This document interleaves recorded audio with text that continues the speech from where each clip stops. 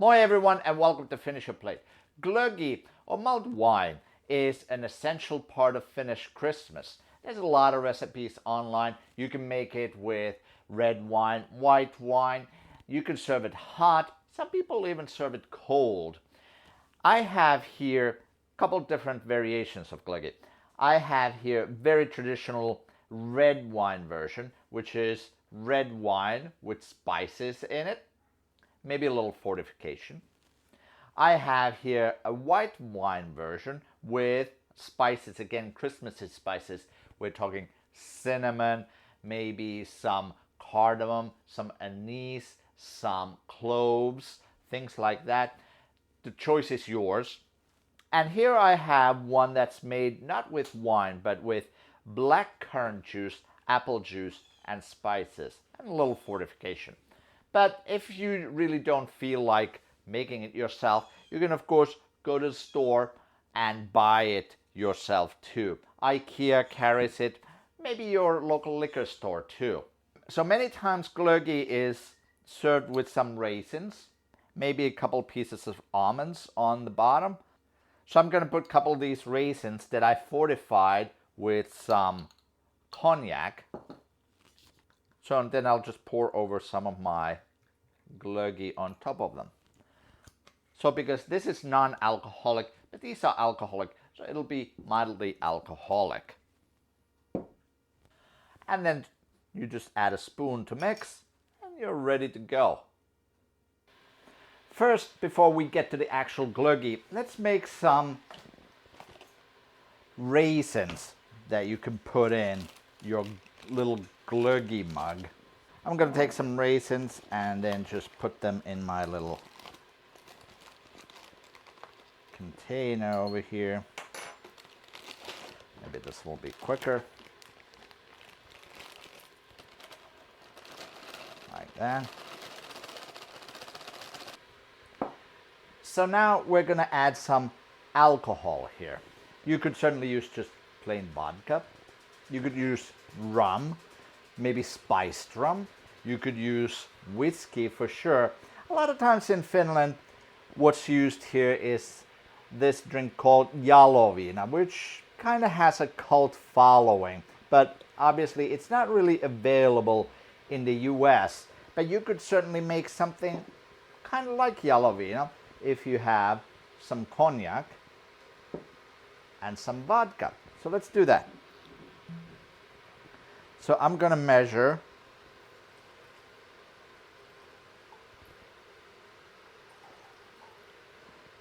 1.5 deciliters of cognac. Could you also use brandy? Nothing too fancy. Jaloviina was born out of necessity. It says on the label from 1932. Things were in short supply in Finland. So what they did is they took some brandy, maybe some cognac, and then they cut it with some grain alcohol, neutral spirits, in this case vodka. And that's why sometimes it's called cut cognac. It's being cut with grain alcohol. So we're going to add, there we go. So we added 150 mils of vodka in there as well. So now we're going to pour this liquid over our raisins. And we're going to let this steep. This is a great way allowing your guests to add more alcohol to their glögi if they want to. So next, let's make our infusion with our mulling spices. I have here some ready-made mulling spice mix. You could definitely mix your own, and I've done that several times. It's very easy. And you could let your imagination go wild. Just add some Christmassy type of spices, cinnamon, maybe vanilla, some cloves, maybe some cardamom in there, anise, and see where that goes. So I'm just going to take some of these mulling spices, put them on the bottom of my pot over here. I turn on the heat. We can toast these just for a moment. Once you start smelling the aroma of the toasted spices, we're going to add water to it. There we go. And this doesn't really need to boil that much. We're going to turn off the heat immediately. And now we're just going to let this sit for a couple minutes first. The reason why we're making this spice infusion first is this way we don't need to boil or heat up our wine past that point when it's warm. We don't need to steep the spices in the wine, make a mess. This is an easier way of adding that spiciness to the wine. Once the temperature drops below 75 degrees Celsius, we're going to add some vodka to this, because vodka is going to help release those aromas from the spices. Of course, that's an optional step. If you want to make your mulled wine non-alcoholic, skip the vodka. It'll be great even as it is. So now we'll add about a half a cup of vodka. Now while the mixture is still warm, I'm going to add 3 tablespoons of brown sugar. Actually, make that 3 heaping tablespoons of brown sugar. And we're going to just mix this to make sure all the sugar gets dissolved. And now this is going to steep for about 10 minutes. So now all you have to do is you take your wine or liquor, pour it in a jar or another container, and then add your mulling spices to taste. To warm this up, put this in a microwave for a few minutes, or you could definitely use the pot on a stove method just as well. Give it a mix, and let's taste the spiciness. If it needs more sugar, you could definitely add more sugar at this point before heating it up.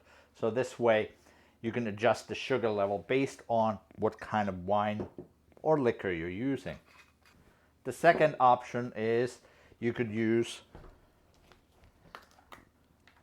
apple cider, some blackcurrant juice,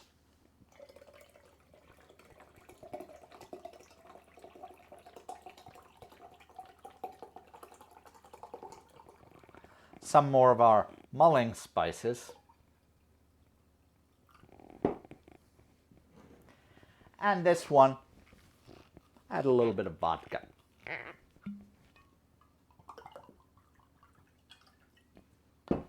And again, we'll mix and give it a taste. So again, with this mulling infusion that we made, you can adjust the amount of spices, the amount of sugar that you want to put in your own drink. And one more that we're going to do is we're going to use white wine.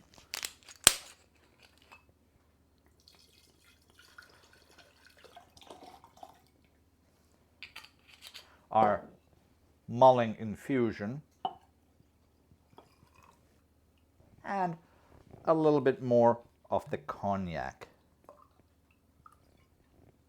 Give this a stir, and let's taste it.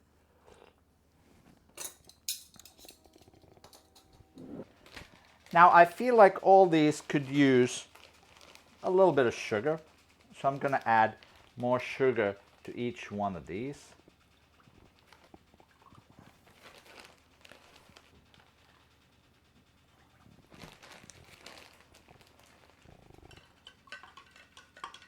Of course, if you're not having that many friends over, this is a great method because you don't need to heat up the entire jar at a time. You could definitely just pour this in a cup, in maybe a teacup, a coffee cup, and then heat it up in a microwave 1 cup at a time. Even if you're just by yourself and you want to have some mulled wine by itself. And here we go, a Finnish Glögi flight. Great for parties. Thanks for watching. I'll see you next time on Finish Your Plate.